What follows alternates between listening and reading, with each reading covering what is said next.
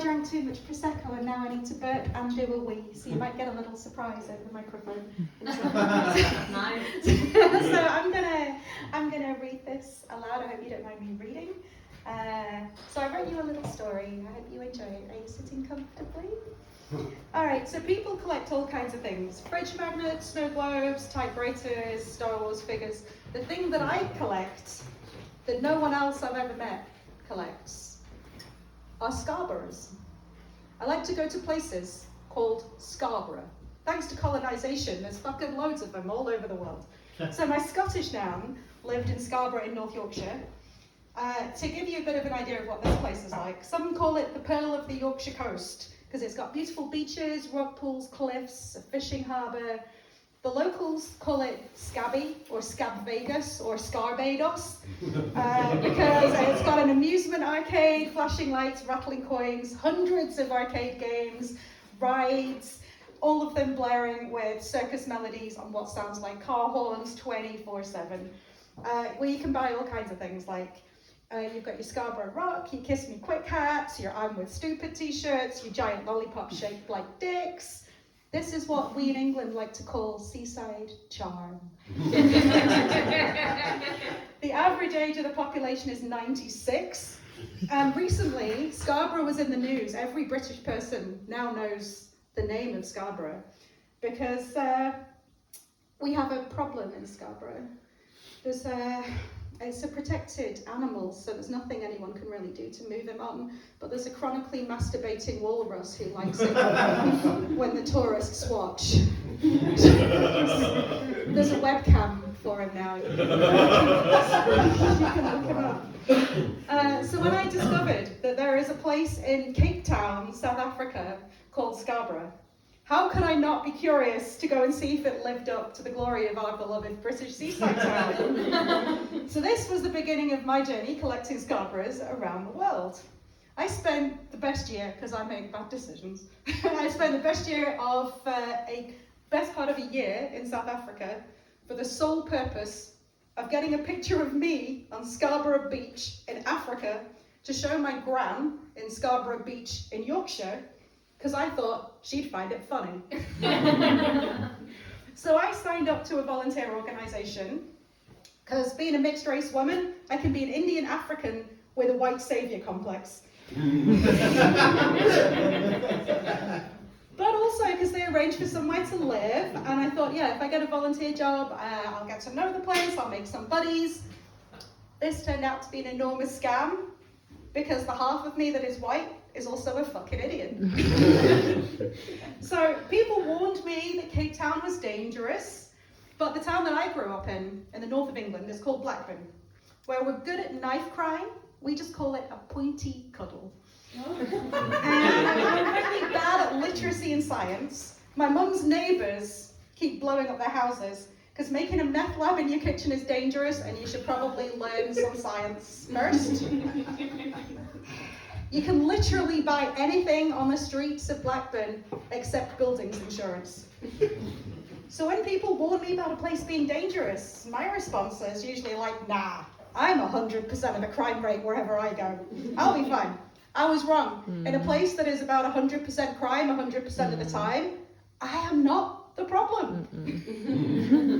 So I finished my contract job, I clear out my apartment in Manchester, threw everything I owned into my mum's meth lab in the attic, and I got on a plane, went to Cape Town. After 20 hours of travelling, I arrive in Cape Town airport and take a taxi to the address I'm staying at. So my first person that I meet in South Africa is the taxi driver, and he asked me where I'm from. Now this is where I learned the hard lesson that the way to not answer that question is England!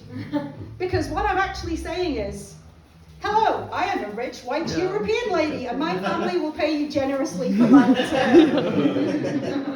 Which is what the taxi driver heard. So his name was Howard, but would he even have told me his real name? I don't know. If he'd just gone ahead and kidnapped me, I probably would have been too tired to do anything about it, and I would have just gone, can I at least just have a sandwich? But no, like a James Bond villain, he told me what he was planning to do with me. So that gave me the chance to foil his plans, because I was hungry and tired, and I just wanted to go to sleep and put my bags down. So I fucking explode with rage at Howard the kidnapper.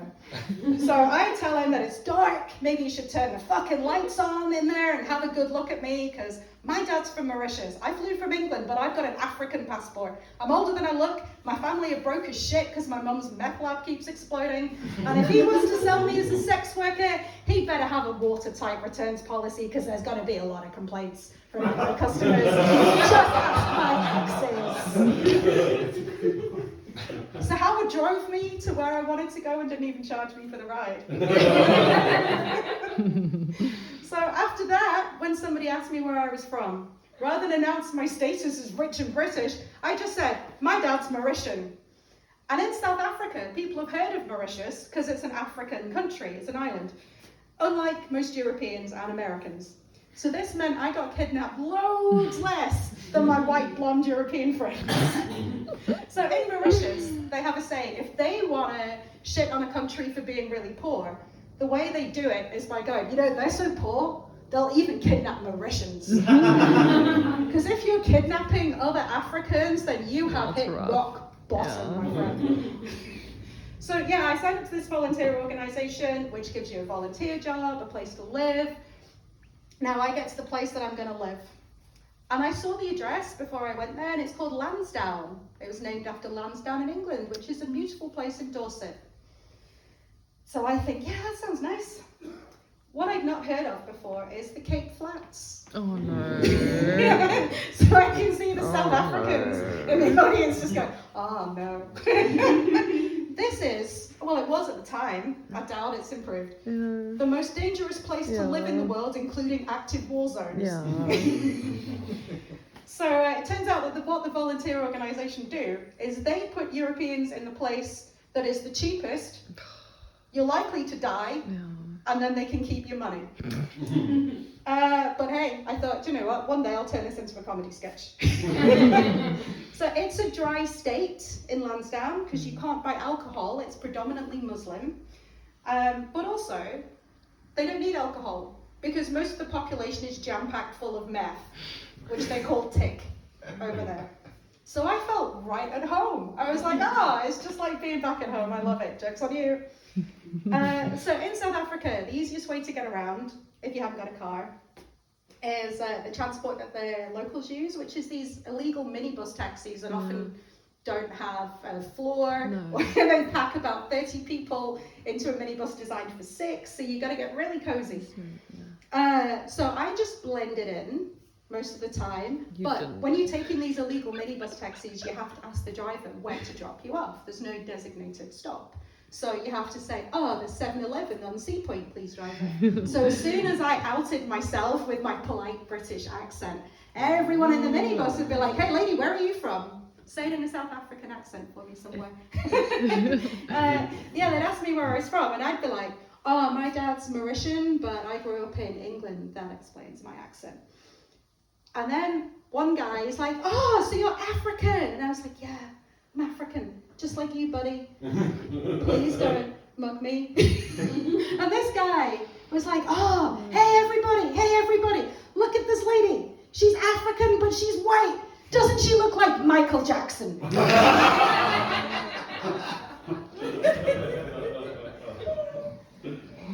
Luckily, the other lady squashed in with me into this minibus went, that is not a nice thing to say to a lady while laughing their fucking asses off. So they're like, hey, you're from England. Is this your first time in South Africa? And they say, hey, does anyone have anywhere they need to be right now? We could take this lady on a tour. And I'm thinking, fuck, I'm getting kidnapped. 30 people are just agreeing to kidnap me. But they don't kidnap me. What they do is worse. They take me around the townships to meet their friends and family. So they're honking the horn, they're yelling out the windows, hey everybody, come look at the lady from England. She looks like Michael Jackson.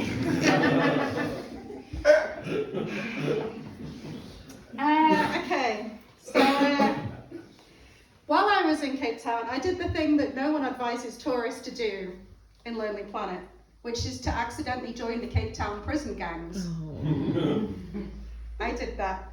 So books in South Africa are really expensive. Even I was not allowed to join the library because you need 3 forms of photo ID with your address on, right, to prove that you're not going to steal a book. So what me and my German housemate did was we went to the library, we bought the books in the book sale because that's cheap, and then we took it into work, into the volunteer project, and we'd share them around. We had a little book group.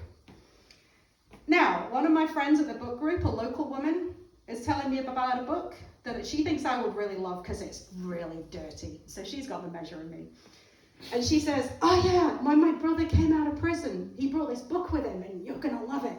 And I was like, oh, like what was he doing in prison? And she says, oh, do you know, I didn't even recognize him. He's been in there for so long now and he's covered in tattoos. But yeah, he was reading this really good book in prison and he brought it with him when he came out of prison. The book that they really enjoyed in prison was 50 Shades of Grey.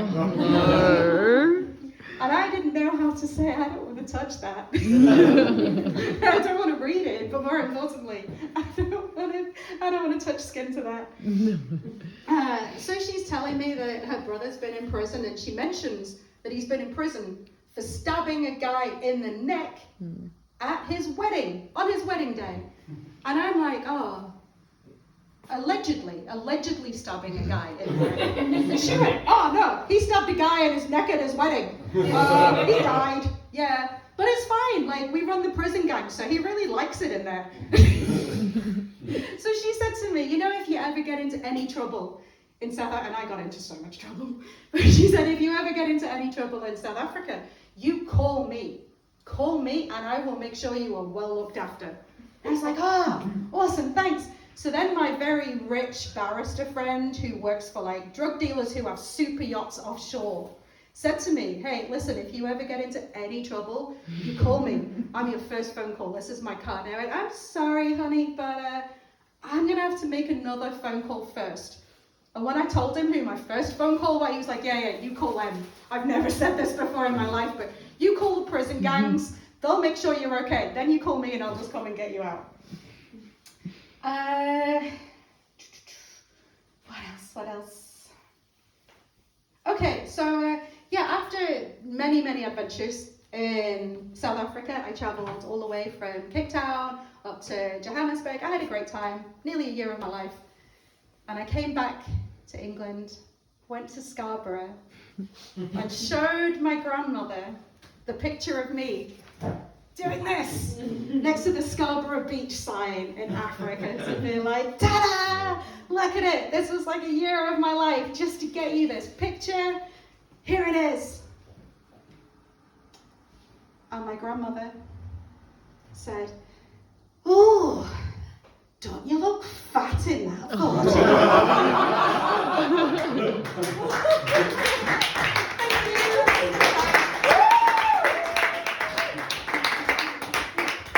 Thanks, that was awesome.